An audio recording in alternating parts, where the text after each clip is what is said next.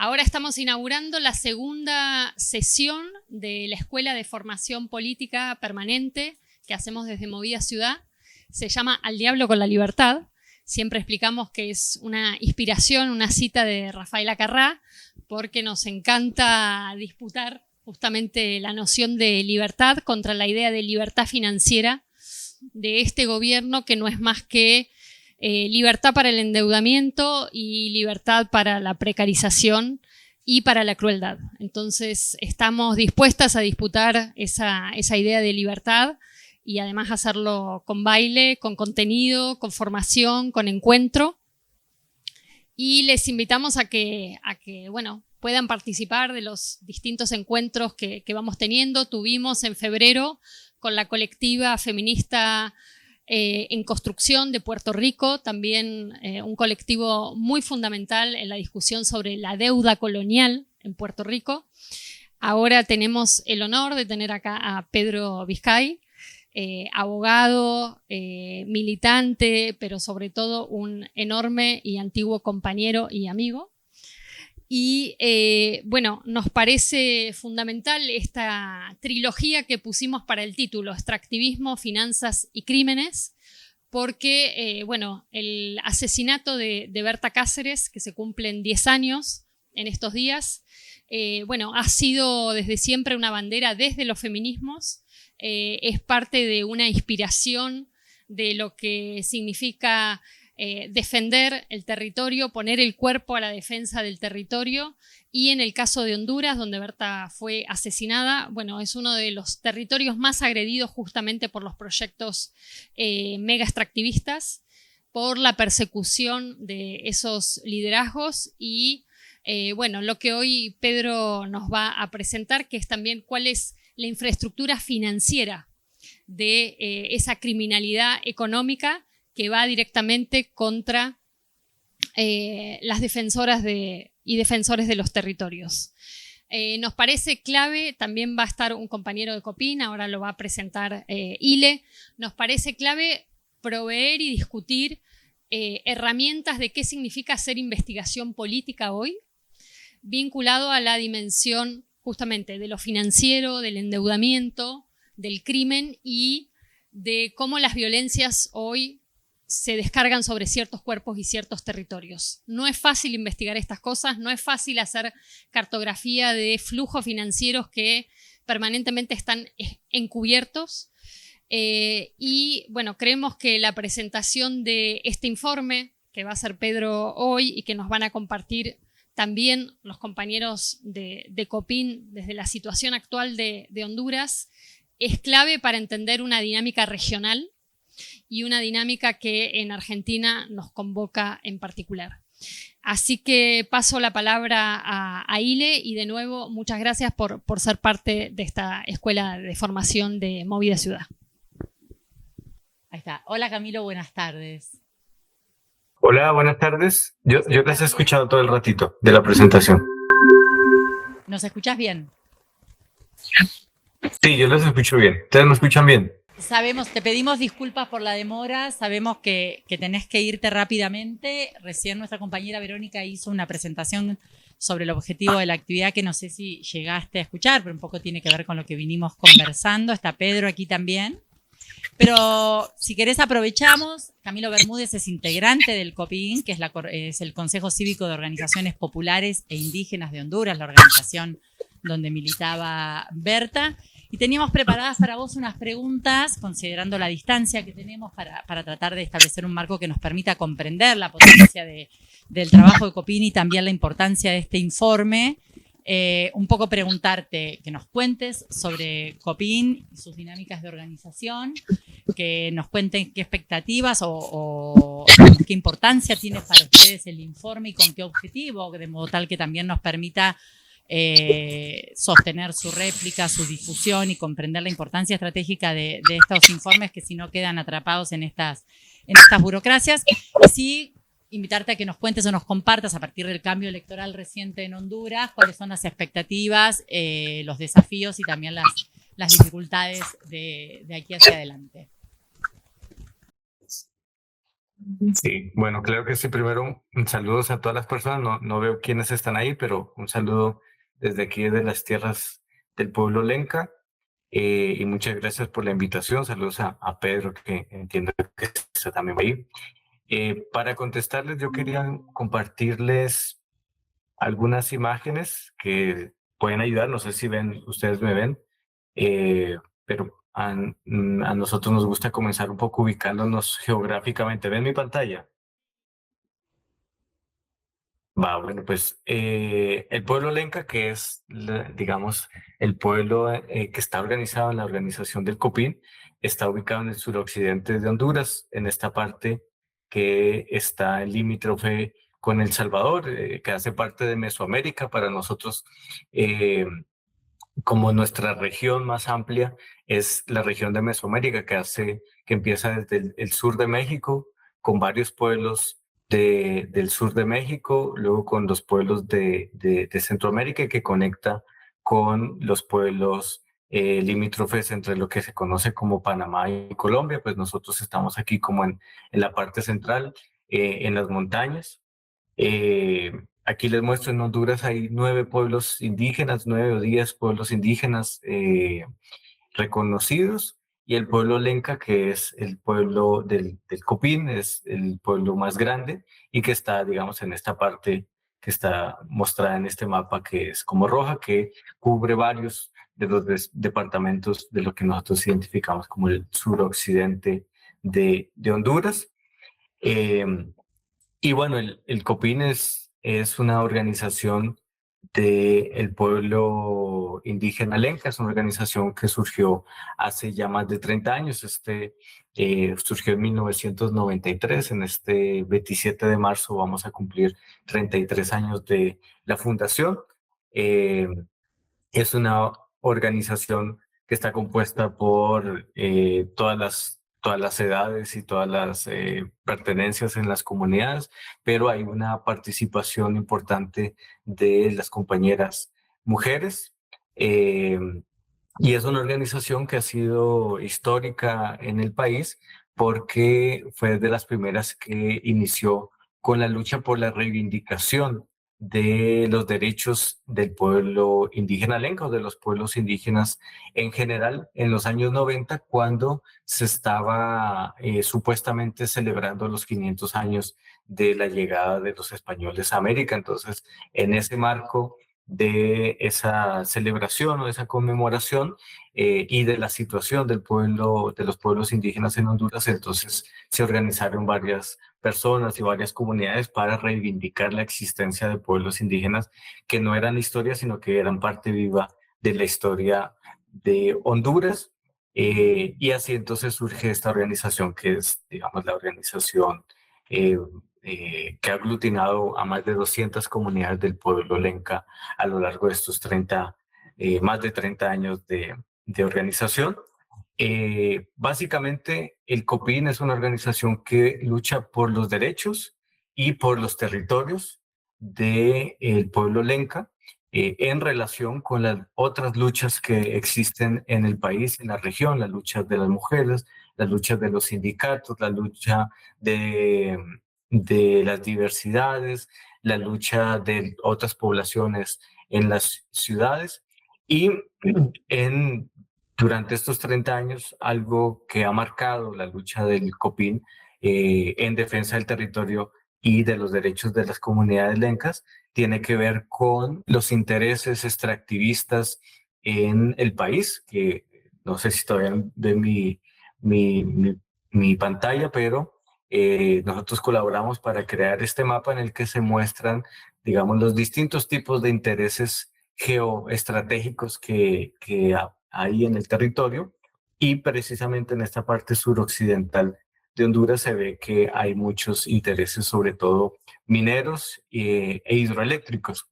Entonces, eso también, eso digamos ha sido como uno de los ejes de trabajo de la organización, precisamente organizarse para defender el territorio de las comunidades en contra de estos intereses que buscan extraer recursos de los territorios para pues generar ganancia y generar capital para el gran capital, valga la redundancia, nacional e internacional.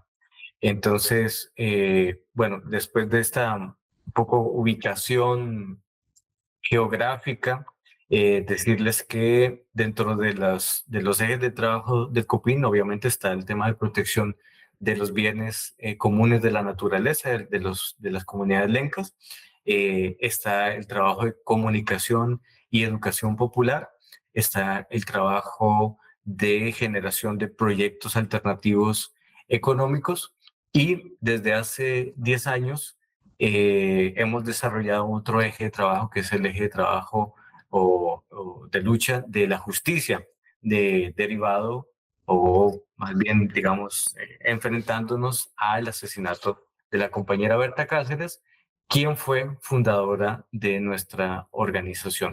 Entonces, desde hace 10 años hemos desarrollado algunas capacidades y hemos desarrollado una lucha por la justicia para Berta Cáceres, entendida no como un proceso particular para una persona en particular, sino como un reflejo de la situación que se vive en Honduras en cuanto a la vulnerabilidad que se tiene de los territorios y a la desprotección que hay por parte del Estado de los territorios de las comunidades indígenas y también como un reflejo también de, pues de la protección de un proceso, porque nosotros siempre hemos dicho el interés del asesinato de Berta Cáceres estaba relacionado con un proyecto en particular, con un proceso en particular, con un interés económico en particular, pero claramente lo que buscaba era la desorganización del pueblo lenca, la desestructuración del COPIN, el rompimiento de los tejidos organizativos que se han logrado hacer en estos años en el país y en la región. Entonces, por eso establecimos como la causa Berta Cáceres de Justicia como una causa del pueblo lenca y como una necesidad también de reivindicación de los demás derechos que de fondo están en el caso, digamos, de la muerte de la compañera Berta Cáceres. Ahora, para aterrizar en la conversación que ustedes amablemente nos convocan, que tiene que ver con la investigación del grupo interdisciplinario de expertos y experta independientes. Nosotros siempre, desde el inicio del asesinato de Berta, criticamos y no tuvimos confianza de las investigaciones del Estado de Honduras, de la Fiscalía de Honduras, porque entendíamos que el Estado fue cómplice. En ese momento lo entendíamos porque el Estado había perseguido a Berta Cáceres, entonces cuando fue asesinada entendimos también que esa muerte era producto de esa persecución, de ese ataque, de esa complicidad de las instituciones del Estado y de los funcionarios públicos con quienes o a quienes Berta adversaba y el COPIN adversaba. Entonces dijimos no tenemos confianza del sistema de justicia de Honduras, no tenemos confianza de las instituciones de investigación, entonces requerimos que haya una participación de un grupo independiente que nos pueda dar cierta certeza sobre los hechos y que podamos confiar sobre sus investigaciones y que podamos tener certeza de que no están, digamos, eh, influenciadas por los poderes que existen en Honduras. De ahí surgió entonces la petición, que fue una petición que hicimos casi que inmediatamente después del asesinato de Berta, pero tuvo que pasar cerca de 9 años para que esa petición tuviera eco y fue precisamente en la administración anterior de Xiomara Castro que logramos tener un acuerdo en el sentido de también un compromiso que había de ese gobierno en el avance de la justicia para Berta Cáceres y defensores y defensoras de derechos de los territorios.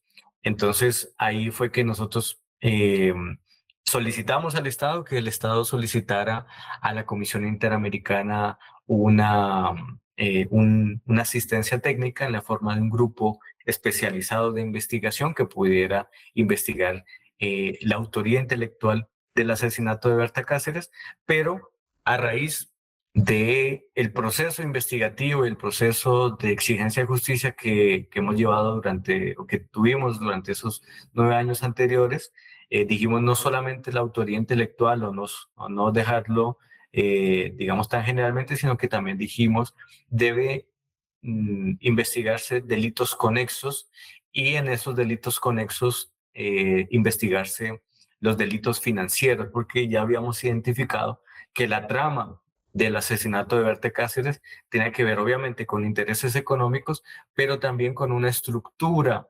empresarial, institucional y financiera más grande que debía, digamos, investigarse. Entonces, eso lo propusimos. Y un tercer punto que se propuso es que también esta investigación diera pasos para una propuesta de reparación integral a las víctimas del crimen de Berta Cáceres y en general de los crímenes relacionados con este proyecto, con esta muerte. Entonces, así fue que se dio como origen a este grupo y fue, digamos, como un momento muy importante, o ha sido un momento, sigue siendo un momento muy importante en el proceso de exigencia de justicia, porque en estos 10 años nosotros ya hemos logrado desarrollar 2 juicios por el asesinato de Berta, un juicio por un caso de corrupción, varios juicios por la violación del derecho de consulta de la comunidad y otros procesos, digamos,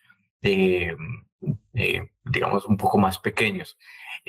Pero este proceso de investigación para nosotros era importante porque era importante, yo recuerdo las discusiones con Pedro y el equipo del grupo al inicio de la investigación, para nosotros es importante saber si existen en realidad elementos para seguir, digamos, profundizando en este caso, o si en realidad lo que ya habíamos logrado ya, ese era como el límite. Y para nosotros el informe ha sido muy importante porque ha corroborado algunos elementos que nosotros habíamos logrado asentar o establecer en el proceso, que tiene que ver con la vinculación de grupos del crimen organizado con grupos de las fuerzas de seguridad del Estado, en especial del Ejército, también esta vinculación con intereses de empresarios y además el involucramiento de instituciones financieras internacionales. Entonces nos logró corroborar algunos elementos que ya se habían establecido, pero logró ampliar esa investigación y logró evidenciar que el crimen de Berta Cáceres se inserta en una lógica más amplia que tiene que ver con violación de derechos de las comunidades, con implantación de un proyecto económico y político extractivista y con una estructura institucional vinculada con el crimen organizado, que es, digamos, a la que se le da el combustible, por decirlo de alguna forma, que es financiada por instituciones financieras internacionales y que es un modelo que en realidad en Honduras y en la región creemos que no se ha desarticulado, y para nosotros es muy importante esta investigación también porque nos da elementos para avanzar en la lucha en contra de este modelo, digamos, que va en contra de los intereses de la vida de las comunidades y de las personas que defendemos los territorios. Entonces, bueno, eso es como un gran resumen de nuestra lucha y cómo llegamos, y nuestra lucha por la justicia y cómo llegamos al informe del grupo. Y para terminar con la pregunta que tú hacías del cambio de gobierno, pues efectivamente eh, nosotros vemos que hay un retroceso, hay, digamos, la imposición de un gobierno por parte de los Estados Unidos abiertamente, pues ha impactado obviamente en los procesos y va a impactar en los procesos de justicia, pero también en los procesos de exigencia y reivindicación de derechos. Y ya estamos viendo cómo, por ejemplo, en relación al informe, a este importante informe de la investigación del GIEI, pues estamos viendo que el nuevo gobierno trata de deslegitimarlo, trata de desconocerlo, y entonces estamos previendo pues que van a ser 4 años de una lucha muy intensa por la justicia, de una lucha muy intensa por la protección de lo que se ha logrado establecer en cuanto a derechos, en cuanto a justicia, y también una lucha muy intensa también por proteger los territorios que sabemos que ahora vuelven a estar más en la mira de los intereses económicos nacionales e internacionales. Y bueno, lo que vemos es que estos espacios también es muy importante de mantenerlos, poder compartir las situaciones que estamos viviendo en Honduras y poder, digamos, tener un diálogo y un proceso de solidaridad con otros procesos que creemos que hacen parte de esta misma lógica de lucha en contra de estos intereses mezquinos. Entonces, bueno, yo lo dejaría por ahí, me puedo quedar unos minutitos más. Pero pues eso sería como mi participación inicial.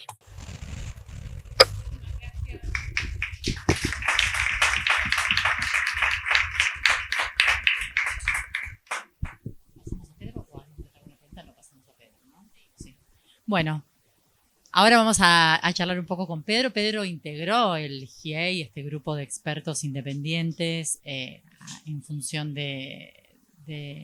digamos, dependientes de la Comisión Interamericana de Derechos Humanos. Tenemos algunas preguntas bastante concretas, algunas que tienen que ver con cómo es ser investigadores y qué significa involucrarse en un proceso de esas características, cómo lo viviste como investigador. En particular, cómo fue posible articular este enfoque entre lo financiero, las redes de inteligencia local y la función del entramado empresarial militar, ¿no? que parece una variable transversal.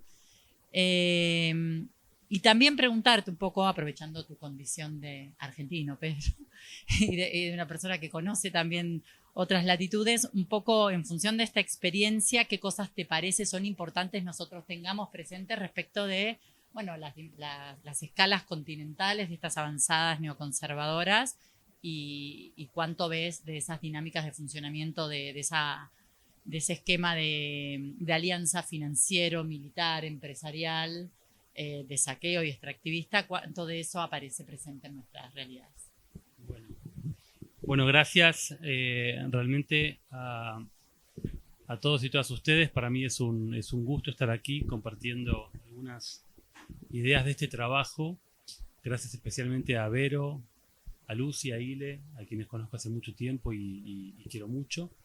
Realmente creo que es interesante discutir sobre el trabajo del GIEI en este momento porque, bueno, estamos en un momento político en la Argentina que es realmente bisagra porque vemos en todo su despliegue la articulación de un proyecto neoconservador de extrema derecha que tuvo varios intentos en la Argentina. Estamos en las vísperas del 50 aniversario del golpe cívico-militar, donde todo esto estaba con una configuración tal vez con matices distintos, pero estaba presente desde el punto de vista de la configuración de alianzas vinculadas con los proyectos del capital financiero en la región latinoamericana. Si uno mira Centroamérica o Mesoamérica, uno va a ver algo parecido a esto, con un proceso de configuración de la violencia muy pero muy extremo en casi todos los países. Tal vez Honduras sea un caso emblemático porque, bueno, como sabrán, el asesinato de Berta Cáceres representa o codifica la violencia proyectada sobre las defensoras ambientales de una manera como nunca se ha visto. Los niveles de persecución a los movimientos indígenas y a los movimientos campesinos en Centroamérica y particularmente en Honduras han sido de observación por los organismos internacionales. Los niveles de violencia han sido también inauditos, récord, en cuanto a la relación entre violencia y territorios en toda la región, y en esa cifra está presente, obviamente, la configuración de acciones políticas y empresariales destinadas a asesinar a Berta Cáceres. El trabajo del GIEI tiene una lógica que es particular porque América Latina tuvo varios GIEIs. Este fue el número 4. El primero fue el GIEI en México, vinculado con las masacres en Ayotzinapa contra los estudiantes de Ayotzinapa. Ese fue un modelo de GIEI. El segundo modelo tuvo que ver con persecuciones y masacres en Nicaragua. El tercero tuvo que ver con el golpe de Estado y también las masacres vinculadas al golpe en Bolivia. Y el cuarto tuvo que ver con la investigación de un caso criminal. Y esto es la particularidad, que en este GIEI hay una investigación de un caso criminal donde además hubo condena.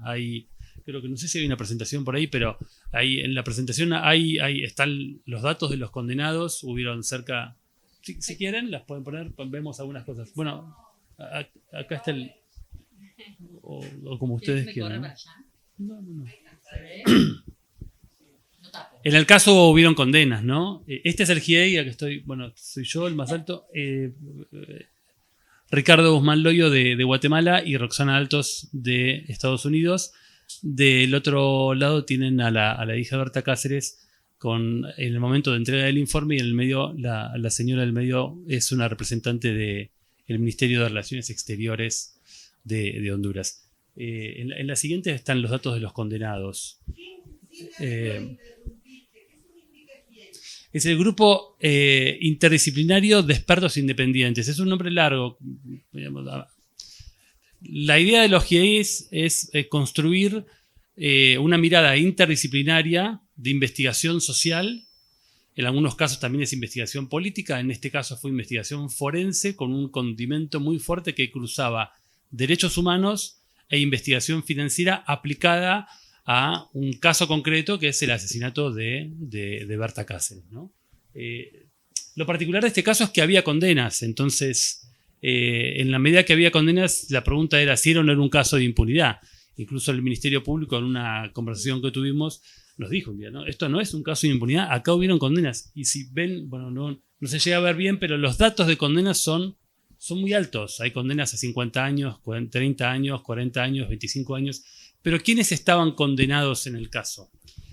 Estaban condenados fundamentalmente los sicarios del caso, es decir, las personas, los gatilleros, quienes fueron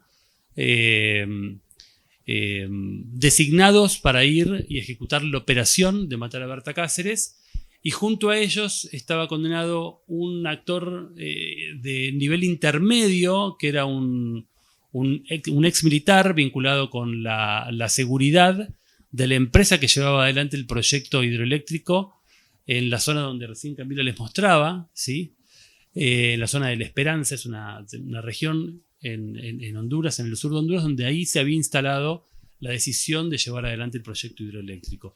Esta persona intermedia, llamada Douglas Bustillo, era un militar de inteligencia con formación militar, y era el responsable de seguridad de la empresa DESA, Desarrollos Energéticos. Esta empresa DESA tenía como presidente a un militar de inteligencia.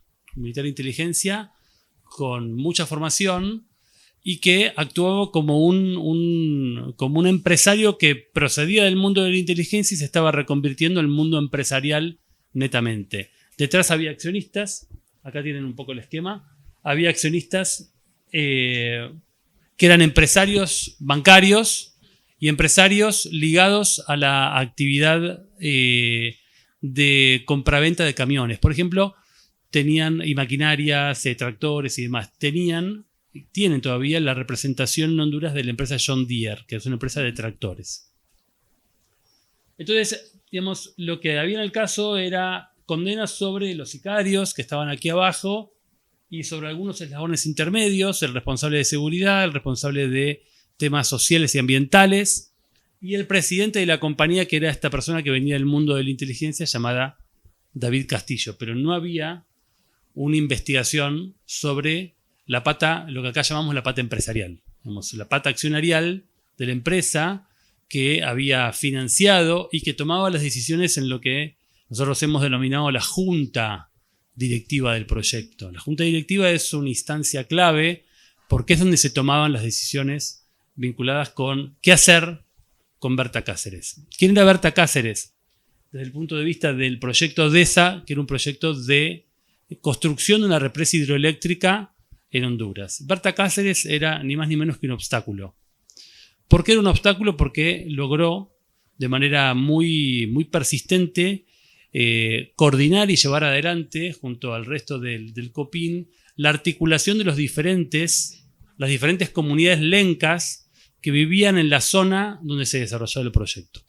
Esta zona para los empresarios, o estas zonas, se definía como zona de influencia. Es decir, había una forma de nombrar los territorios que era propia del mundo de la inteligencia. Eran zonas de influencia, y esas zonas de influencia estaban atravesadas por conflictos con comunidades lencas.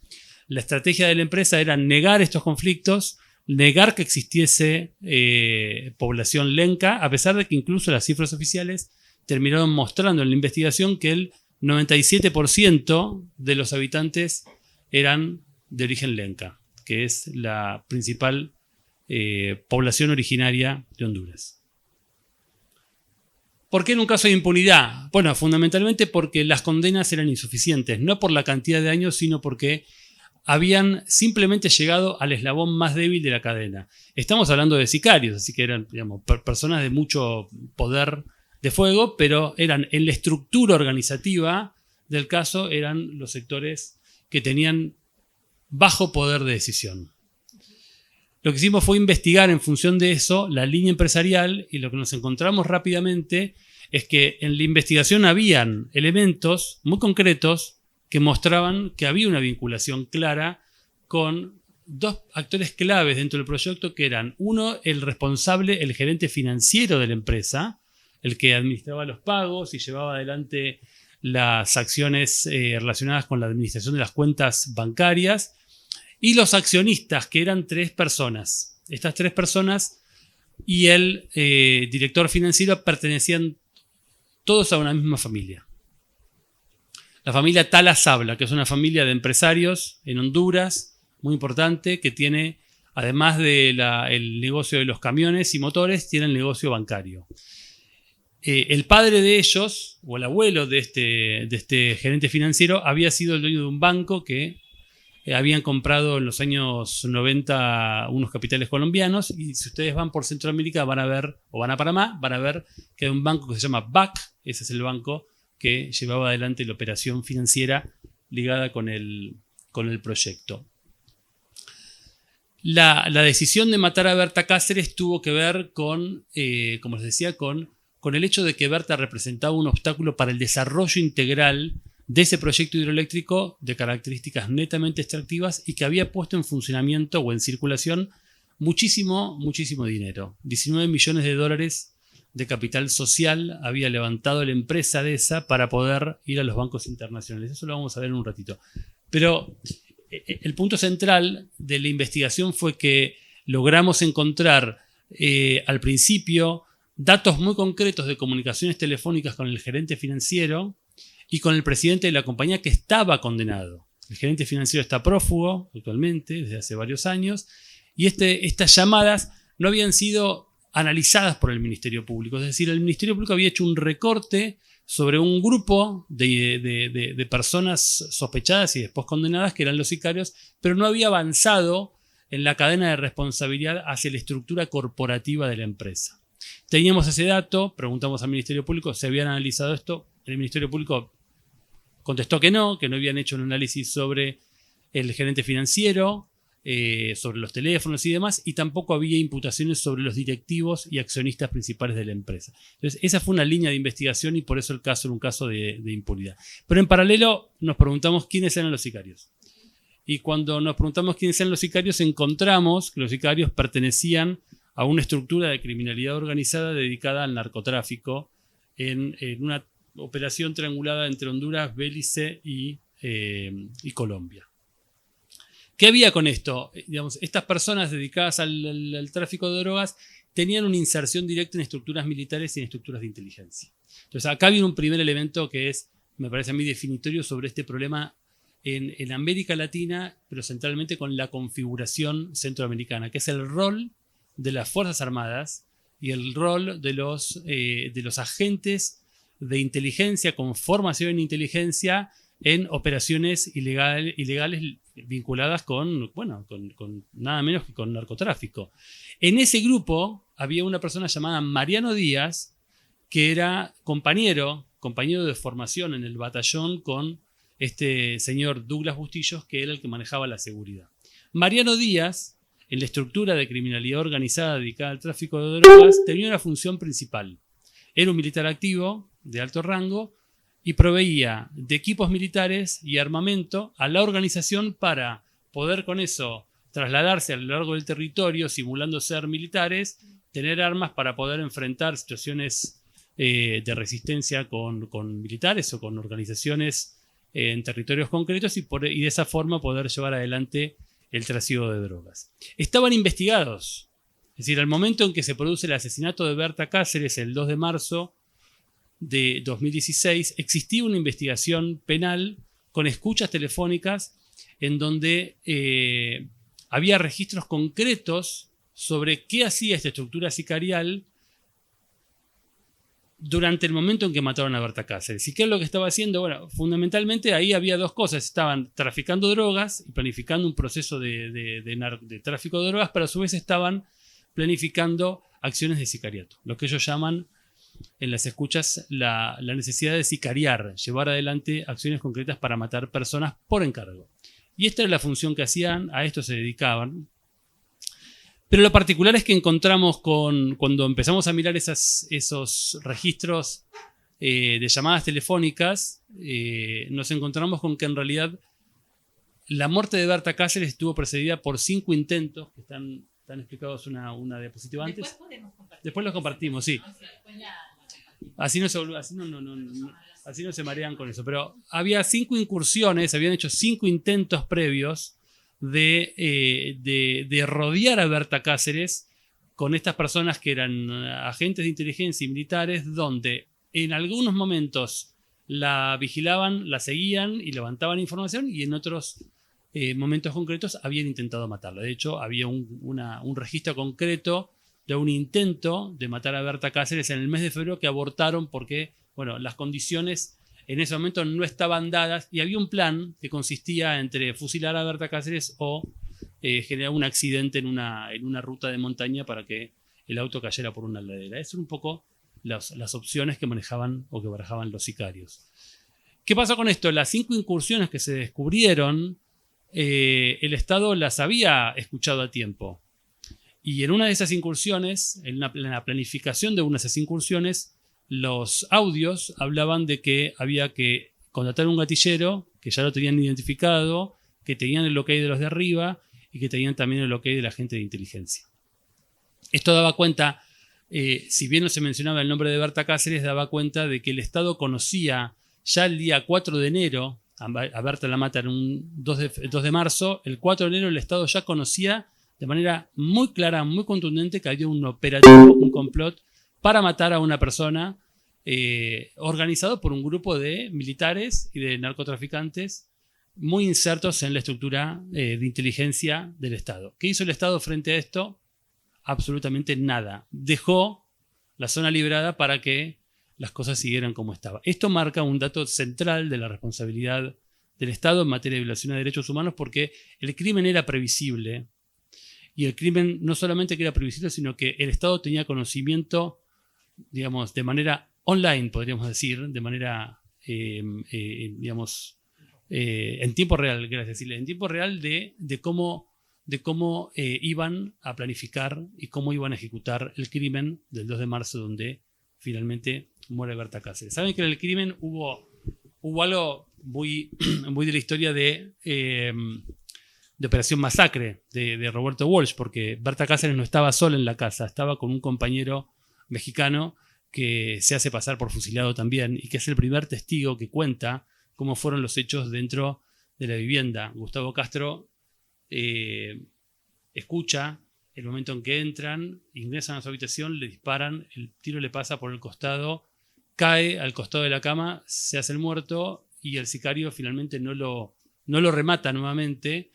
Va otro grupo de sicarios, mata a Berta Cáceres y cuando se van va a buscar a Berta, que estaba agonizando, y ahí empiezan los primeros llamados avisando a la comunidad internacional que habían matado a Berta Cáceres. ¿Por qué cuento esto? Porque otra de las cosas que descubrimos, y hay por ahí después van a ver que hay un gráfico sobre eso, es que cuando se produce el asesinato de Berta, se despliega una actividad muy intensa de intervenciones telefónicas, pero en vez de intervenir a los dueños de la empresa, a los que llevaban adelante el proyecto, la intervención recae sobre todo el Copin, que vieron recién ahí a Camilo.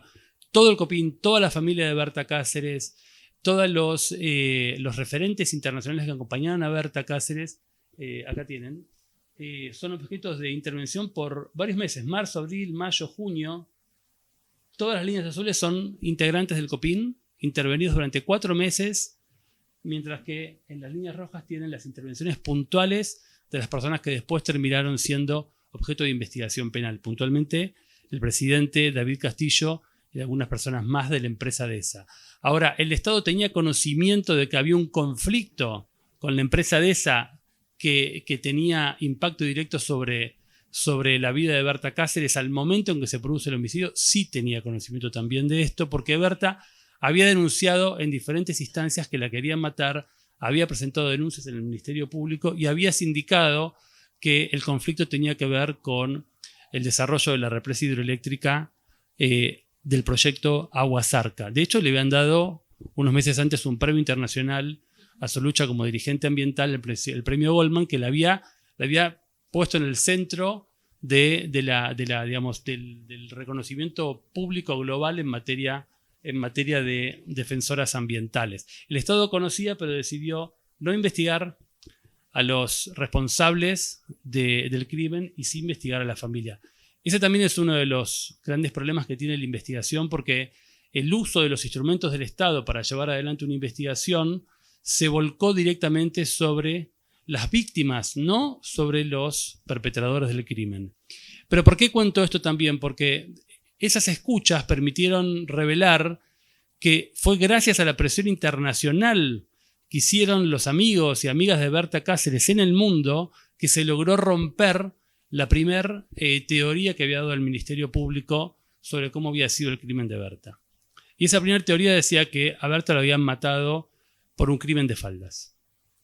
Como Berta estaba en su domicilio con Gustavo Castro, se había corrido el rumor de que era su amante y que había otra persona que tenía una relación con Berta Cáceres, que había ingresado y había decidido matar a Berta Cáceres. Esa teoría, que fue completamente falsa, se montó de forma calibrada, milimétricamente calibrada, para desviar la investigación, pero finalmente se logró romper rápidamente con la manera en que la comunidad internacional y el Copin fueron presionando para que la investigación se dirija hacia los accionistas de DESA.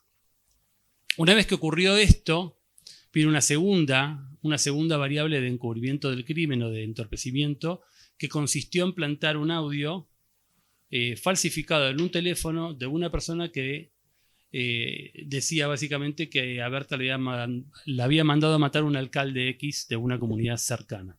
Ese caso hace poco tuvo condena también, se demostró que había sido una prueba falsificada y fue el segundo intento de encubrir el crimen de Berta Cáceres. Detrás de estos intentos estaba la Policía Nacional de Honduras, estaban los militares, y las comunicaciones telefónicas dieron cuenta de la presencia de las personas de la policía dedicadas a llevar este encubrimiento en zonas cercanas a donde estaba el establecimiento empresarial de DESA, donde estaba la sede social de la empresa en la ciudad de Tegucigalpa.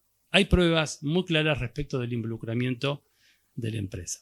Ahora, hay una dimensión financiera de este caso que tiene que ver con el hecho de que estas 5 incursiones previas tenían que ver con un negocio que es un negocio que está pensado bajo una lógica netamente criminal que consiste en extraer recursos naturales a cualquier costa, afectando derechos humanos y pagando sobornos a los funcionarios públicos para que no investiguen, para que den concesiones y demás.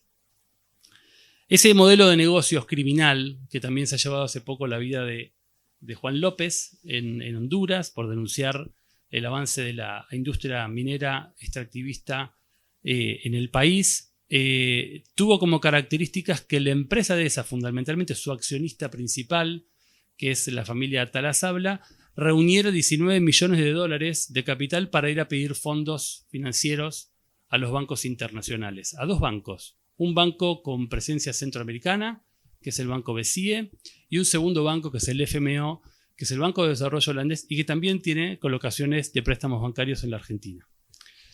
Esos 2 bancos le dieron 43 millones de dólares el proyecto para desarrollar una represa hidroeléctrica durante los años 2015, 2016, 2017 y 2018 y 2019. Ese era el proyecto. Usar 43 millones de dólares apalancados en un primer proceso de formación de capital social de la empresa por valor de 19 millones de dólares para con eso desarrollar una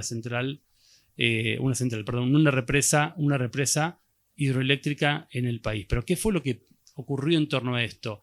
La oposición del COPIN fue tan grande, la capacidad organizativa de Berta Cáceres fue tan grande que el primer contratista ligado con el desarrollo de la obra, con un contratista chino llamado Sinohydro, se retira del proyecto en el año 2015, luego de que matan al primer compañero de Berta en ese proceso de lucha, que fue el líder Tomás García. Una vez que matan a Tomás García, la empresa china decide retirarse del proyecto y de esa se queda sin contratista, no tienen más contratista. Entonces, ¿qué pasó? Tenían un proyecto de 43 millones de dólares, no tenían contratista y tenían la posibilidad de usar ese dinero. Deciden usar ese dinero a través de un proceso complejo de defraudaciones financieras que consistió en poner un contratista falso a nombre de una empresa guatemalteca que no tenía actividad económica dentro del proyecto de desarrollo, y esa empresa guatemalteca llamada Copreca le prestaba la facturación a la empresa de esa para que de esa pudiese triangular y desviar dinero. Desvió 12 millones de dólares de los 43 que estaban aprobados. De los 43 aprobados, la empresa de esa logró ejecutar 19 millones de dólares. O sea que el 67% de esos 19 millones fueron desviados para básicamente 3 tipos de actividades: pago de sobornos, pago de policías y de informantes y pago de periodistas para desviar con notas de prensa y desprestigiar la tarea de lucha social del COPIN. Esa es la forma en que el flujo financiero ligado al proyecto empezó a construir una narrativa acerca de que Berta Cáceres era violenta, que los movimientos indígenas no tenían derecho a luchar por su reconocimiento y a la consulta libre e informada, que no eran movimientos que tuviesen presencia real en los territorios y demás. Son 12 millones de dólares que se usaron con esa finalidad y que también sirvieron para pagar abogados de matones, porque hubieron matones en el medio que no fueron los sicarios, cuyos abogados estuvieron pagados con esa plata. Pero además, lo que se pudo demostrar es que el uso de estas sociedades que prestaron la facturación para desviar fondos se articuló a través de una estructura de cuentas bancarias que funcionaba dentro del banco, donde el presidente del accionista principal de la empresa también era presidente. Es decir, la empresa tenía un accionista, que era el accionista más importante, llamado Inversiones Las Jacarandas. El presidente de esa empresa, que había conseguido y había puesto 19 millones de dólares a través de distintos mecanismos financieros, era el presidente del banco donde estaban todas las cuentas por donde pasaban las operaciones financieras que pagaban a los militares, a los policías, a los funcionarios públicos, a los periodistas y a los matones. Es decir, había una conexión y una relación muy directa, y esto se ve mucho en Centroamérica, donde los bancos dejan de hacer intermediación financiera para el público en general y se transforman en apéndices financieros de un grupo económico. Es un poco lo que pasó con otro nivel de escala de conflictos durante la época de la dictadura en la Argentina, que los bancos funcionaban como apéndices financieros de grupos económicos. La misma dinámica. ¿Con qué nos encontramos ahí? Nos encontramos con que una vez que esos 12 millones de dólares fueron objeto de distintas políticas de desvío a través de las cuentas financieras de los accionistas del proyecto DESA, del proyecto Aguasarca, también aparecieron 3 cheques puntuales que se usaron en las 48 horas posteriores al crimen para facilitar el pago de los sicarios que mataron a Berta Cáceres. Esa información se pudo reconstruir a partir de un proceso muy largo de idas y vueltas con la Unidad de Información Financiera en Honduras, que le tenía que ir a pedir la información financiera a los bancos decían que no tenían la información. Finalmente, después de 106 pedidos que vinieron negativos, los bancos encontraron la información puntualmente el banco BAC encontró la información sobre las cuentas y en el marco de esa información financiera encontramos 3 cheques por cerca de $20.000 aproximadamente que se habían usado el día 3 y 4 de marzo, se habían emitido esos 2 días para que personas de muy bajo rango de la empresa fueran a actuar como cobradores por cuenta y orden del presidente de la empresa. Y una vez que el presidente de la empresa se hizo del dinero, le dio la plata a este Douglas Bustillo, que le había contado que era el eslabón de seguridad de la empresa.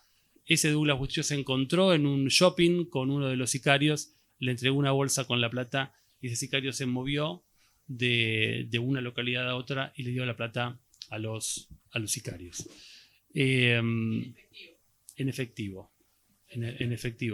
Eso se pudo probar porque la trazabilidad financiera mostraba que el dinero había salido del banco holandés, había pasado por el Deutsche Bank, que era el banco que administraba los fondos, y del Deutsche Bank había llegado a los bancos en Honduras, se habían emitido los cheques a nombre de estas personas retiraron los cheques, se dieron vuelta, le dieron el efectivo, siempre en las 48 horas posteriores al crimen, y con eso se pagó a los sicarios. Pero además, los sicarios nos confesaron a nosotros esto. Entonces, hablando con los sicarios nos hicieron una reconstrucción de todo ese proceso que calzaba a la perfección, no solamente con la trazabilidad financiera, sino también con el movimiento de las antenas telefónicas. Entonces, ahí digamos, es interesante esto porque hay 2 elementos que son claves para la investigación y son grandes desafíos para la investigación social, que es, digamos, cómo trabajar con el análisis de antenas telefónicas y cómo trabajar con el análisis de cuentas bancarias. Y esto yo creo que es un gran desafío porque los 2 ámbitos son ámbitos que están protegidos por el secreto y por la privacidad. Entonces, bueno, en general, hacer investigación social sin tener una herramienta que te permita acceder a estos datos es casi imposible. Pero a veces se puede acceder por muchas formas. A veces, en el caso de los teléfonos es más fácil porque los teléfonos, cada vez que ustedes ingresan o abren una aplicación en el celular, abren una cuenta de una plataforma, están poniendo un teléfono. Entonces, en esa aplicación hay metadata. Esa metadata no está protegida con el mismo nivel de rigor del secreto que tiene la información en una prestataria telefónica. Y se puede acceder muchas veces a través incluso de programas que son pagos. Hay un programa muy conocido, se llama Truecaller. De hecho, gran parte del detalle de identificación de cuentas telefónicas que tuvimos que hacer de números telefónicos lo hicimos a través de esta aplicación.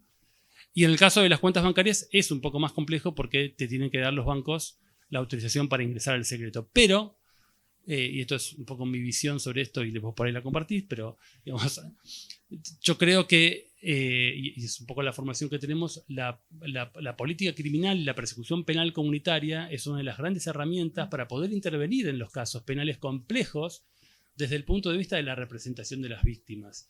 Y desde ese punto de vista existen derechos procesales que se pueden llevar adelante en los casos penales. Claro que no es fácil, creo que en un país como Argentina y sobre todo en materia federal, donde estamos tan atrasados con los sistemas de investigación, esto es, les diría casi hablar de un imposible, pero fíjense cómo en Honduras, a pesar de la complejidad y la precariedad institucional que tiene el país en muchos aspectos, se logró llegar a un acuerdo con el Estado para facilitar a un grupo de investigación el acceso a toda la información. Y esto fue lo que hicimos, accedimos a toda la información, menos a una información que el Estado negó de manera muy velada entregar, que fue la información de inteligencia. Nosotros estábamos convencidos y estamos convencidos de que hay archivos de inteligencia sobre Berta Cáceres y sobre el Copín y sobre David Castillo, que era el jefe de inteligencia, y no hemos logrado acceder a esa información porque el Estado incumplió en ese punto el compromiso que había asumido con las víctimas en el marco de este proceso. Lo interesante también tiene que ver con el rol de los bancos. Un poco como para terminar, los bancos de desarrollo han jugado un rol central a través de la arquitectura financiera y la letra chica de los contratos. Los contratos financieros en este caso fueron marcando que, si bien había muchas obligaciones que tenían que cumplir en materia de prevención de lavado, de prevención de fraudes, de identificación de clientes y demás, todos esos procedimientos, más todos los procedimientos vinculados con el avance de la obra, fueron dispensados a través de cláusulas específicas que tenían los contratos.